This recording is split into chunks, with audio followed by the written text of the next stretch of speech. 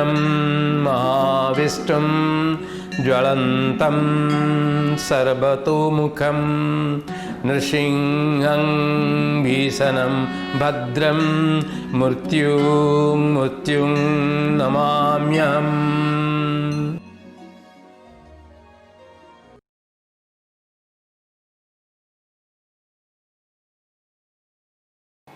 Dear students, we were discussing the postulates of the Bohr model of atom.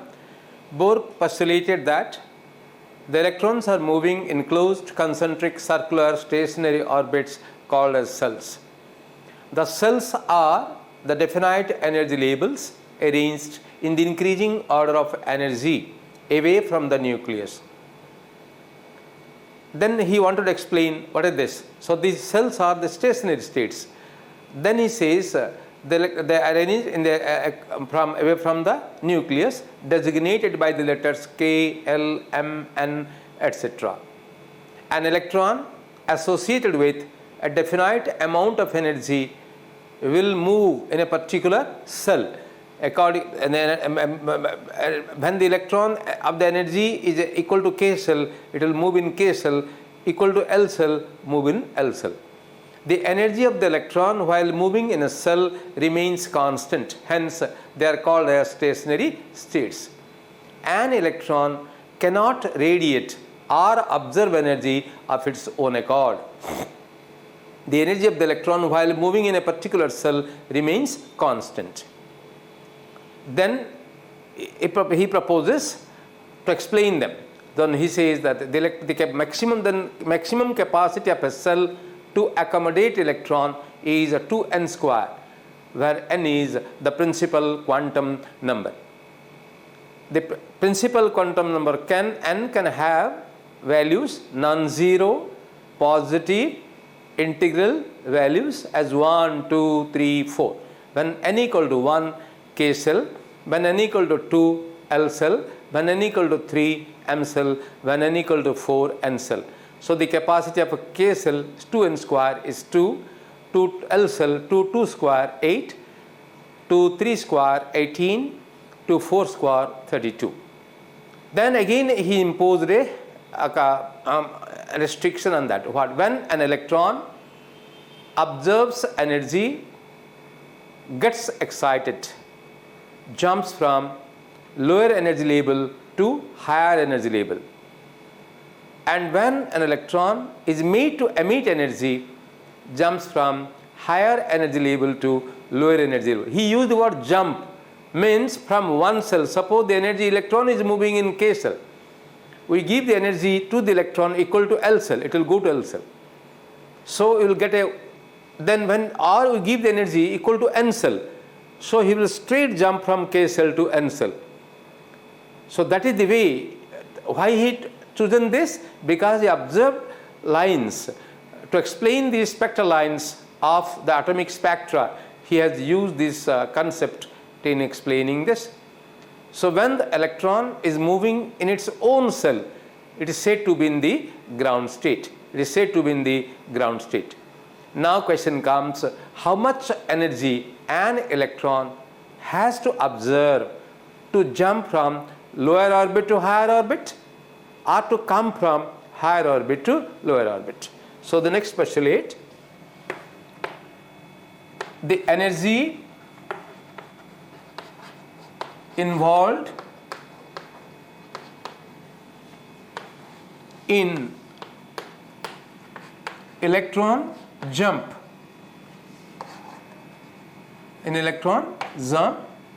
is delta E equal to E2 minus E1 equal to h nu. So the electron, how much energy the electron absorb or how much energy will emit out. So then what is E1? What is E1? Now E1 is energy of lower cell. E1 is energy of lower cell, and E2 is energy of higher cell, means higher principal quantum number. Lower cell means lower principal quantum number. H is Planck's constant. Planck's constant, and nu is the frequency of the radiant energy. Radiant energy involved during electron jump. During electron jump. So when an electron is moving in K cell and he has to observe energy of the frequency, he can know, he gave equation. You see, we know the value of Planck's constant 6.62 and 10 to the power minus 27 erg second, or that is H, the Planck's constant value we know, that is 6.62 into 10 to the power minus 27 erg second, or joule second, 31 joule minus 31 joule second. So this value is known to us, and if a nu we can determine from the experiment. Nu can be known from the frequency, can be known from the experiment. So automatically delta E can be calculated. So that is the way he can he has used a quantum, it is called quantum mechanical approach to atom. It is a Bohr's model of atom is a quantum mechanical approach to atom. He has told the Planck's quantum theory. In Planck's quantum theory we have used E equal to h nu. He has used the what E equal to h nu. Means here E2 h nu and this h nu, if you subtract the 2 h nu, you get the h nu value, so you get the delta E. So his Planck's quantum, so the energy involved during electron jump is delta E, is E2 minus E1. E2 is the energy of higher cell, E1 is the energy of lower cell, h is the Planck's constant, and the nu is the frequency of the radiant energy. The energy we are applying or the energy we are removing out, that frequency, this. So you know that E equal to h nu, and this nu h into c by lambda. So h is a constant, c is a constant, and this wavelength. The wavelengths can be determined by the spectrophotometer. From the spectrophotometer we can determine the wavelengths. So very easily one can calculate the how much energy the electron is made to irradiate or made to observe when jumps from one orbit to the other orbit. Then he used another restriction upon the electron. What was happening in the Rutherford model of atom? The electrons, while moving around the nucleus in circular orbit, will emit energy. Hence the energy of the electron will steadily decrease. It will no longer every point, and it will no longer move in a circular path, will move in a spiral path and fall into the nucleus. Objection. So he has used here, no, the electron cannot radiate energy. That means while the electron is moving around the nucleus, his angular acceleration toward the center remains constant. He has quantized, he has fixed the angular momentum of the electron with respect to the cell. So that is a very important postulate which is helped Bohr to calculate the radius of an orbit, the energy involved during electron jump, the wavelength and frequency of the radiation, everything he could calculate by using that postulate. So the next postulate is that the angular momentum of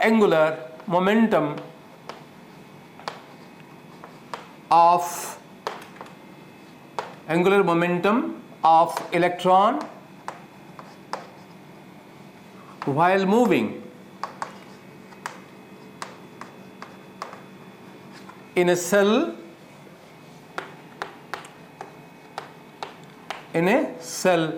is quantized.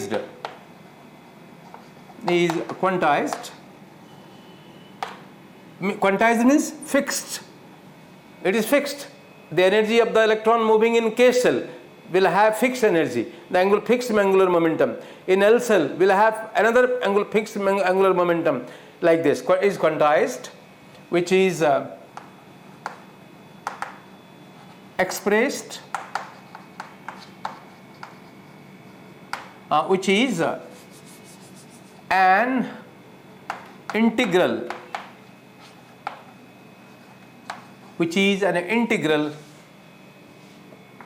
multiple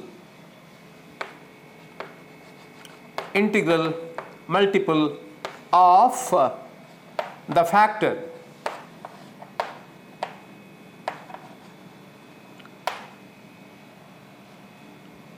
h by 2 pi,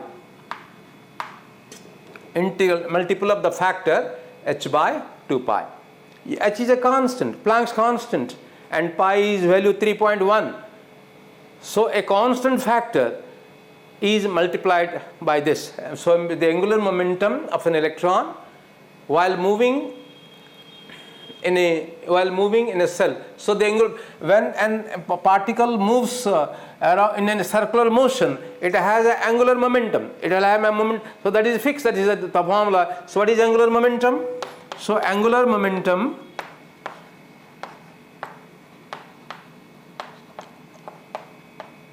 is equal to mvr is equal to n into h by 2 pi. He says. So this is a constant factor. So this angular momentum is mvr. And what is n? N is the principal quantum number. What is m? M is mass of electron. Mass of electron. We know the mass of electron 9.1094 in 10 to the power minus 31 kg or 9.1094 10 to the power minus 28 grams. Then V, velocity of electron. Velocity of electron. The velocity with which the electron is moving in that orbit. R, the radius of the orbit. R, radius of orbit. N, the principal quantum number. You see, he has related the principal quantum number here to calculate the angular momentum of the electron. That is the reason he called that as a principal quantum number. And H, the Planck's constant.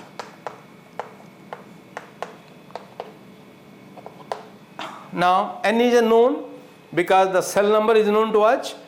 H is Planck's constant, we know. And m is the mass of the electron, we know. So two unknown quantities V and R. So the two unknown quantities, so they will be changing, and as a result angular momentum will be changing. So if you come to, so the angular momentum of an electron while moving in a cell is quantized, means fixed. Under no circumstances the angular momentum of the electron will change. That means the question of the electron have an angular acceleration toward the center, being attracted by the nucleus to open up the orbit, to have a spiral path, what was happening in Rutherford model of atom ceased.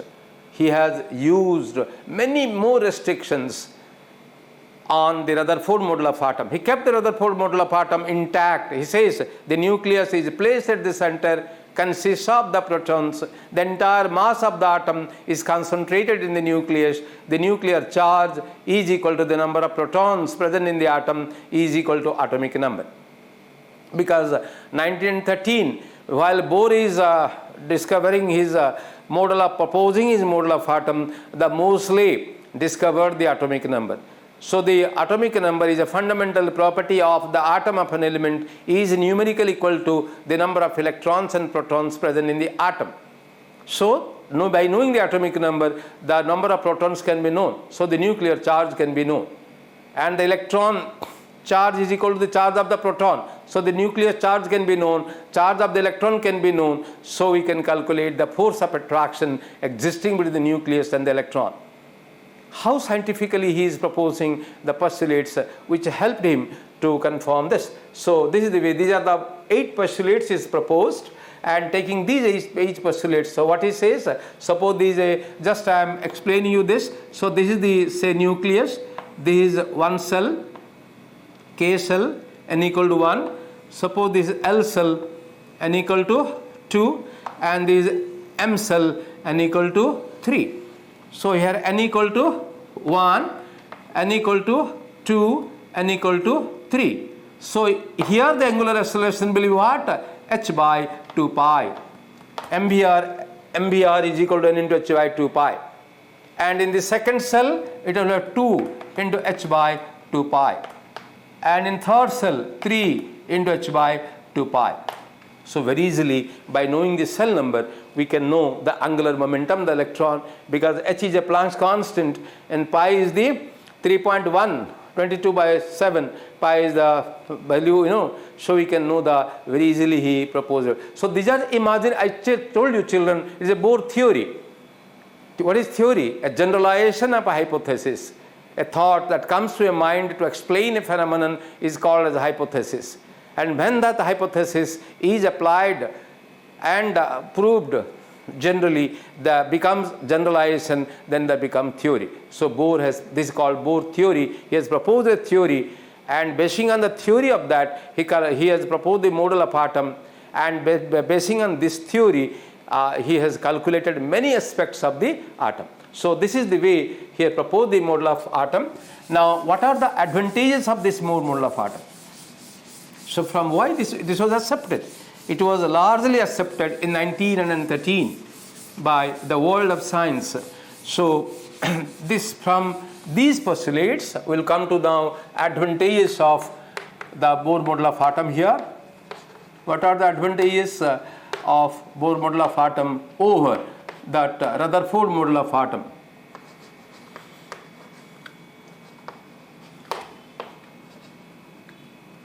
So what are the, now from the postulates of Bohr model of atom of Bohr theory, Bohr could explain, first is it could overcome all the objections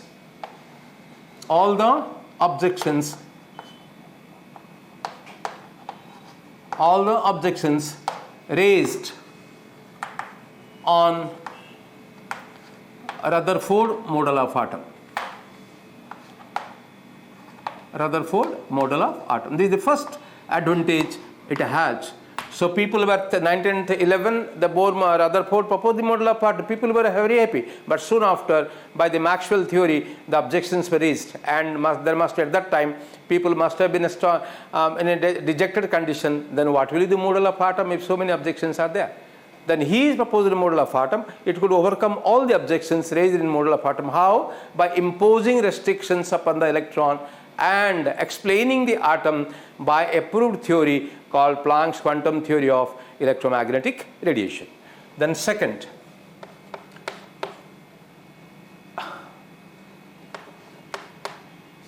it explained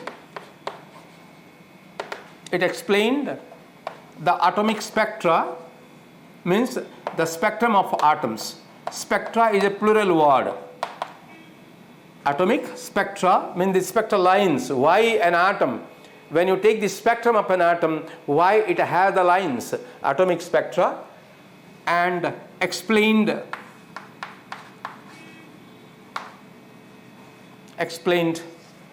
the hydrogen spectrum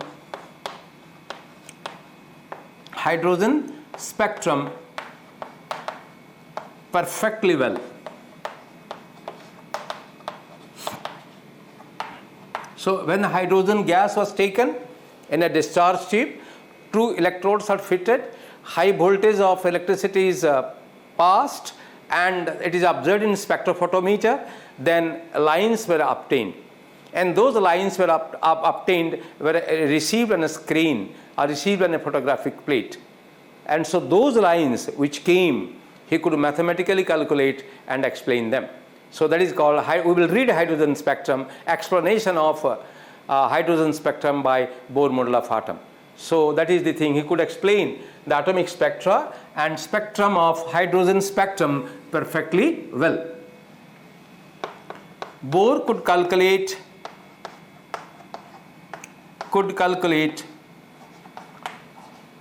the radius of an orbit.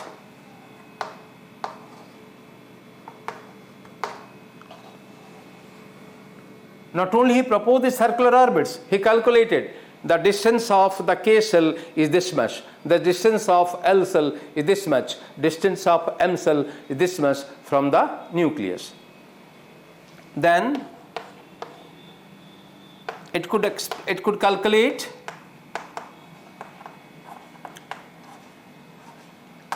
the energy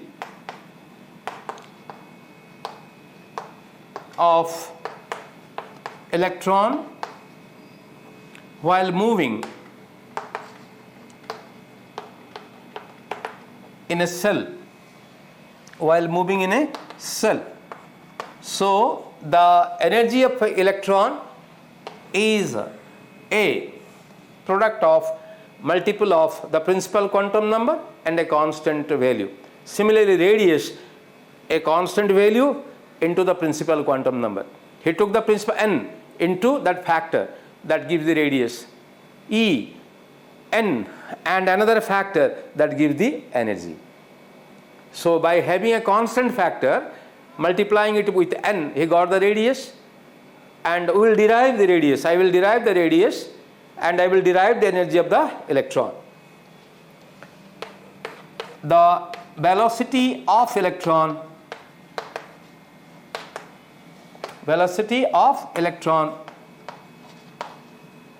moving in a cell, while moving in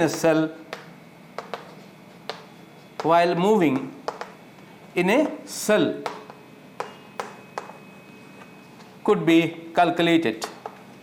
So different cells when the electron is could be calculated. So in different cells the electron has different energy. So what is the energy of the electron? What is the energy of electron? Electron is a moving particle, and electron is a charged particle with negligible mass, but the mass is known, 9.1094 in 10 to the power minus 28 grams, and it is moving with a velocity. So kinetic energy will have half mv square, and it is a charge moving in the cell, so it will have a potential energy. So from this he has the velocity. That velocity of the electron contributes towards whom? Toward the kinetic energy. Position contributes to potential energy, and the velocity contributes to kinetic energy. So he could calculate the velocity of the electron while moving in a cell, and from that the energy of the electron could be calculated. So the energy of the electron calculated, radius of orbit could be known, and also the velocity of the electron while moving in a cell could be calculated. See how much the penetrating vision the Bohr has in his model of atom to explain all these factors which are mathematically, it has proved everything. Then comes the energy involved during electron jump. The energy involved during electron jump. Children, remember this word electron jump. That is what? Delta E. The frequency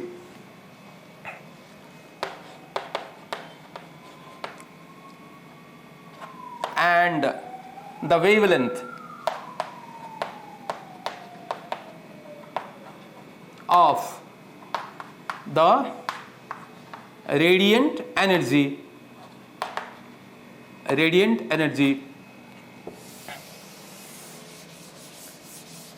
wavelength and radiant energy could be calculated.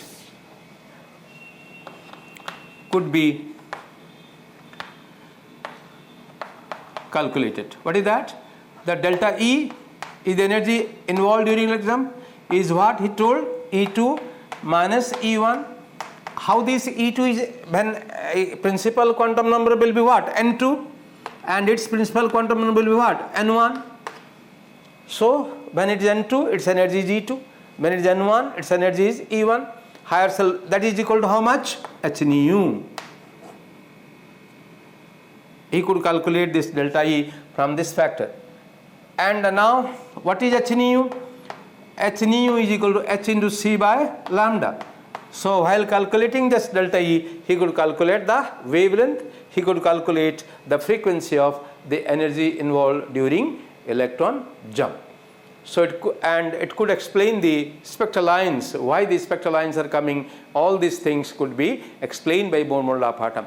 So the world of science was astonished in the year 1913 to see this visionary who has proposed a model of atom basing on Planck's quantum theory of electromagnetic radiation. 1913 he proposed the model of atom. The world of science waited till 1925 to award him the Nobel Prize. Friends, think. The world waited. He should have been given the world this Nobel Prize in the same year, 1914 he could have got. But 1914 the world war broke. 1914 to 18 the whole world was totally in a chaos condition, the world war. And then world waited. If Bohr is proposed this model of atom, some other scientist may come and propose a better model of atom. And then why he will not get, why he will get. So like this, he waited. 1925, he was awarded the Bohr model of atom. He was awarded the Nobel Prize for his discovery in this. And there was no correction to this model till today. Though so many corrections have been made, the Bohr model of atom was modified by Sommerfeld. Then came the wave equation. Then came de Broglie equation. So many developments took place. But till today, if there is a question for calculation of energy of orbit comes, we go to the Bohr model of atom. Calculate the energy of electron comes, we go to the Bohr model of atom. That is the greatness of the Bohr. So there are few scientists in the science, their name will be remembered in golden letters for all time to come. The Avogadro for Avogadro's law. The Boyle and Charles for their Boyle's law and Charles' law. And this Rutherford model of atom for configuring the proton placed at the center of the atom, the nucleus, the electron moving. The Bohr who gave a quantum mechanical approach to the problem of atom. Now we'll come to go one by one. We'll first calculate the radius of an orbit, then we'll calculate the energy of electron, then we'll calculate the energy involved during electron jump. So one thing I can appeal my children, that to understand this calculation of what is this? The electron is moving around the nucleus in closed concentric circular orbits called as cells. So you have to know some idea about the centrifugal force. The centrifugal force. When a particle moves around the nucleus, that particle has a tendency to go away from the path with a force. That force is called centrifugal force. So that you have to have a little knowledge of what is called circular motion. You open your physics book and open the motion, then the laws of motion, there you will have a chapter, linear motion and circular motion and wave motion. Three motions are there. So you read that circular motion, and then if you come to this, you can very easily conceive this Bohr model of atom. So I appeal all the students, if you want to understand the Bohr model of atom, which is so vividly explained by Niels Bohr, a little knowledge of your circular motion will be there. Now I'll come to the calculation of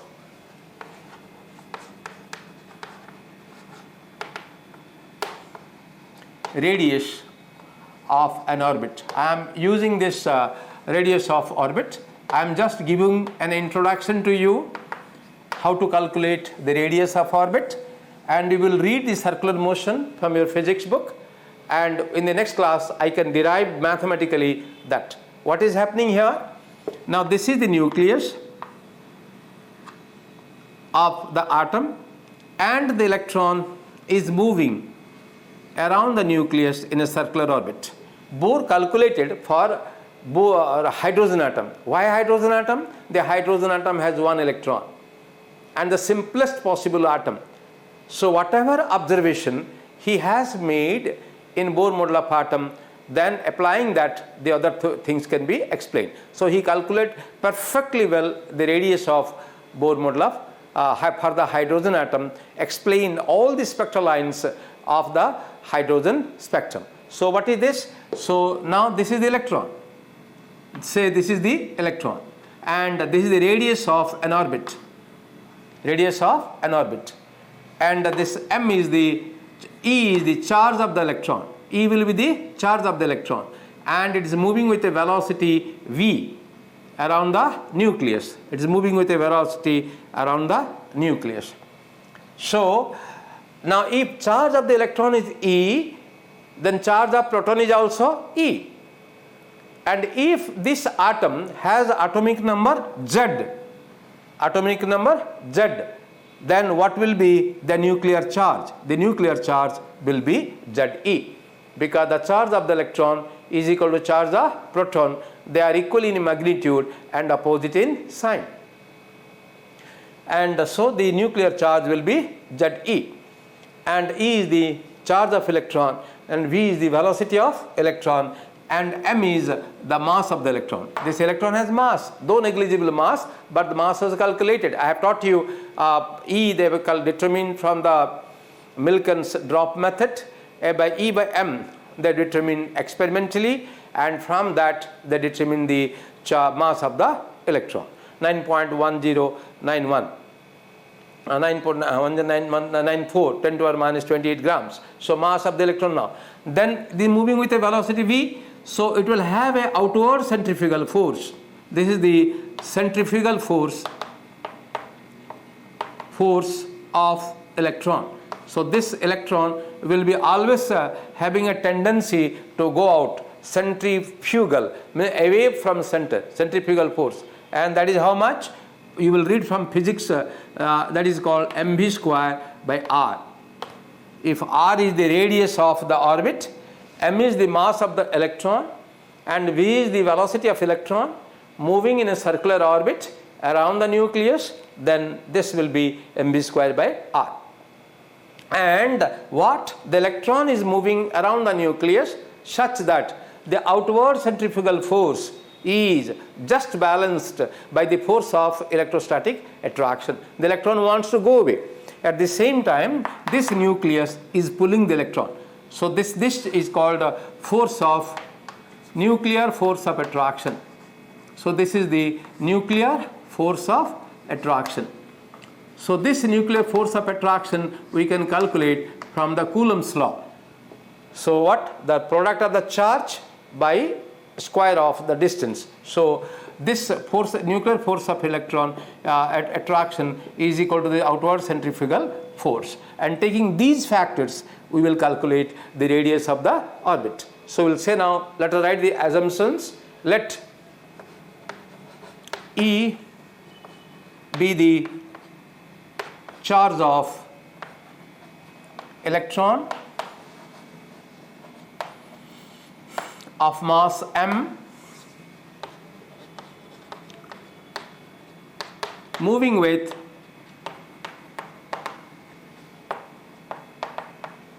an uniform velocity. I am writing the word uniform velocity, means there is no acceleration of the electron while moving in a cell. Why? Now because there is no change in the energy of the electron remains constant. V is the velocity of electron moving in a circular orbit of radius r. So these are the assumptions we made. Let E be the charge of the electron of mass m moving with a uniform velocity, moving with a uniform velocity in a circular orbit. You can write in a circular orbit of radius r. Then what will be the nuclear charge? Hence, the outward centrifugal force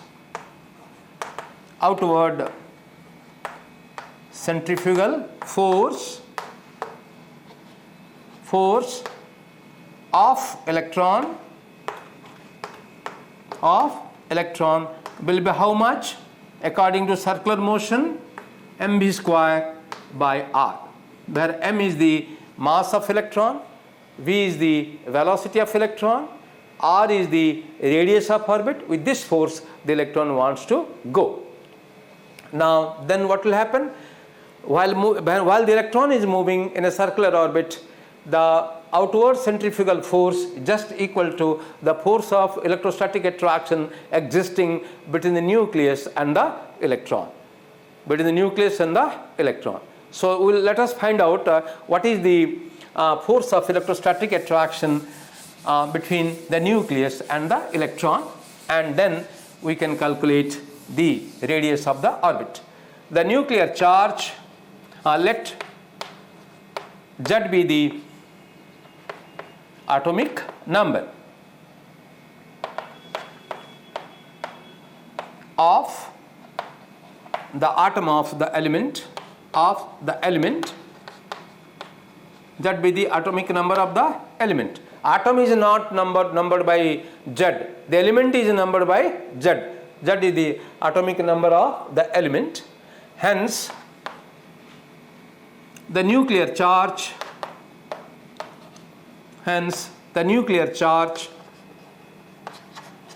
is equal to how much? Ze.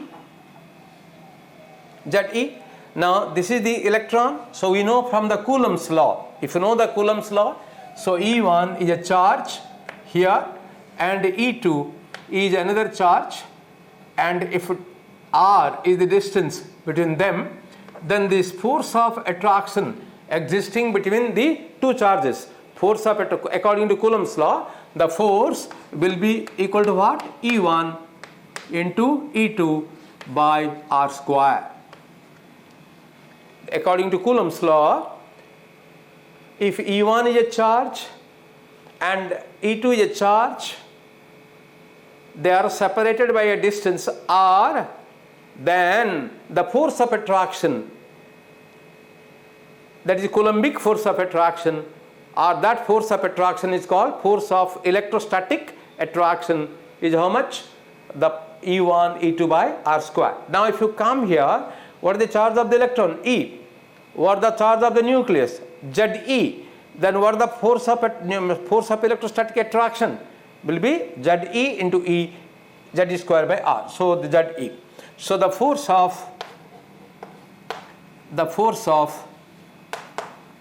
electrostatic attraction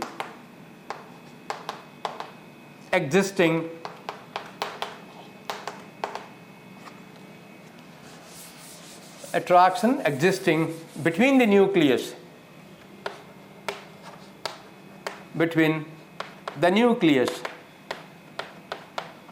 and electron is, suppose that force will be how much? Ze is the charge of the nucleus into the E by r square, so that is Ze square by r square. That is square by r square. The force of electrostatic attraction existing between the nucleus and the electron is how much? Z square by r square. So this Z square by r square is equal to mv square by r. Since outward centrifugal force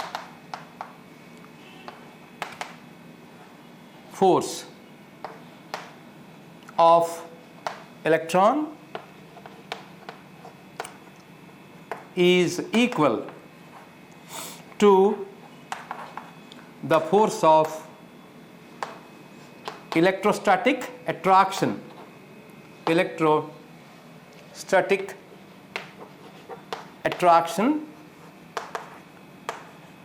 existing between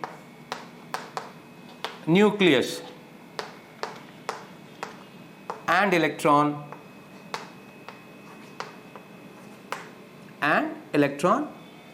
hence what will happen? Hence Z square by R square will be equal to mv square by R. Z square by R square will be equal to mv square by R. Z square by R square is the force of electrostatic attraction, will mv square by R. So R and R square will cancel. So we will get what? mv square is equal to Z square by R.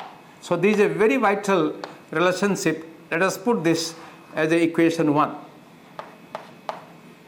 mv square is equal to Z square by R. So what is our intention? Our intention is calculate R.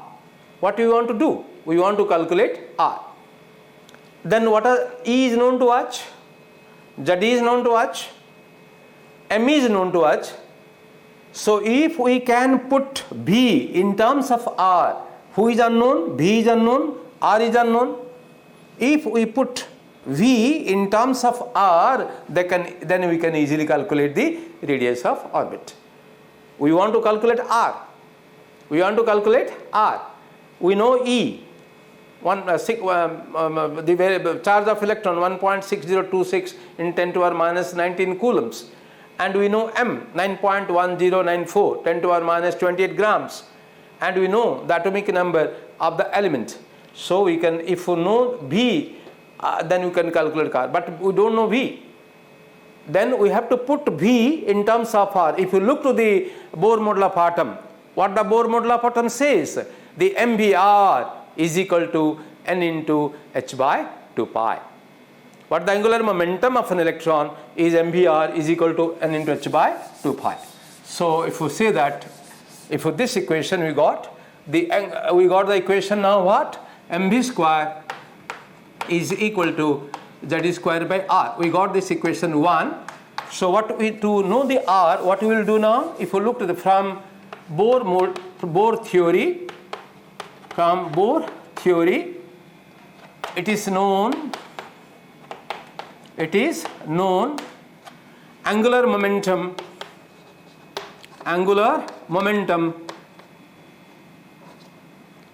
is MVR is equal to n into h by 2 pi. Therefore, if you know the V here, therefore V will be equal to what? N h by 2 pi mr. We got relations of velocity now. This is equation 2. So now if we can put the value of V here, we can put the value of V here, the only one unknown quantity will be who? R, and we can calculate R. So substituting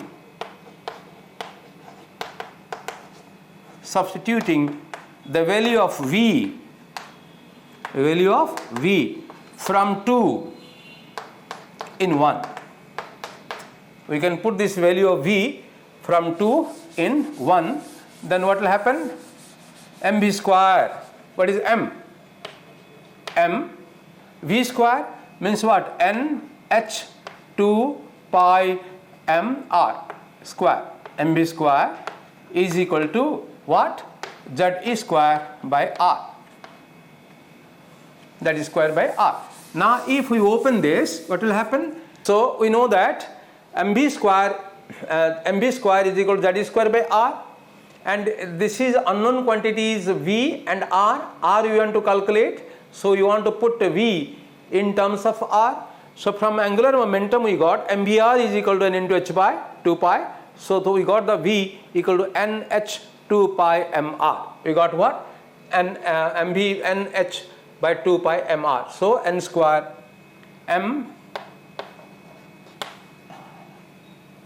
h square m by 4 pi square m square r square is equal to Z square by R.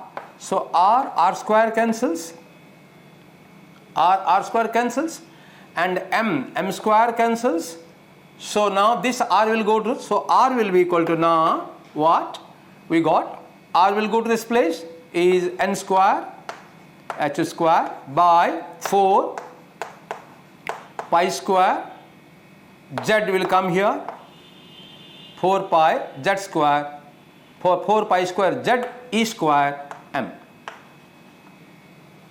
We will get the z e square here.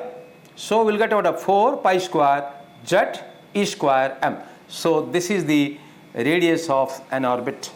So this is the equation 3 we got from radius of an orbit is what? We got n square h square. So radius of an orbit,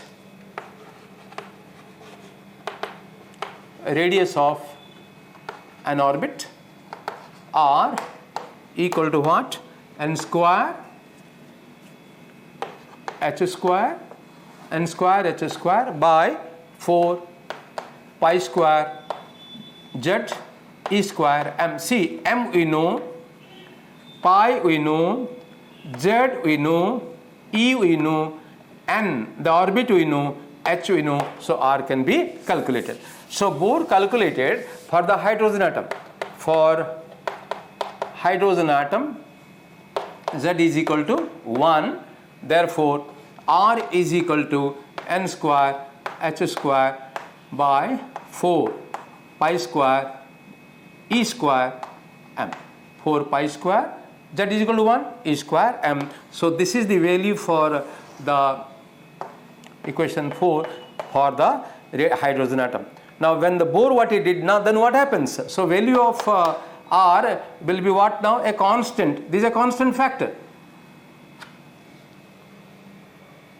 This is a constant factor, n square h square. So he calculated the value of, by substituting value of h, pi, e, m, he put the value. When he put the value, he got R equal to now 0.529 into n square into 10 to the power minus 8 centimeter. When he put the values of h, pi, e, m, he got a relationship n equal to this. So he calculated this R, a constant factor 0.529 into this. So he got it. So R equal to now 0.529 into 10 to the power minus 8 into n square centimeter. Or if you put this, the R is equal to 0.529 into 10 to the power minus n square into n square angstrom unit. Now for so this is the for value of any atom you can calculate this. When for hydrogen what? N equal to 1, because hydrogen has one cell, therefore R of hydrogen came as 0.529 angstrom unit. You got this. The first, so n equal to 1, this is called as Bohr's radius. This is called as Bohr's radius. In his name and honor, it is called as Bohr's radius. So I have given you the formula that n square R equal to 0.529 into n square angstrom unit. So taking this formula, by putting different values of n equal to 1, n equal to 2, n equal to 3, we can calculate. So next class, I will calculate the radius of all the orbits. By using this formula, I will calculate the energy of the electron moving in cell and the energy involved during electron jump, and then the radiant, the frequency and wavelength of radiant energy. Children, go through this, what I have taught you, and go through the circular motion, and next class you can very well understand, which is a very important topic. A student reads in +2. The same thing one reads in chemistry honors and physics honors, and same thing again one reads in his MSc class also. But additions are then done in different classes depending upon the syllabus. So this is the thing I have taught you. Next class I will calculate the energy of electron and the energy involved during electron jump. Thank you very much for your kind listening.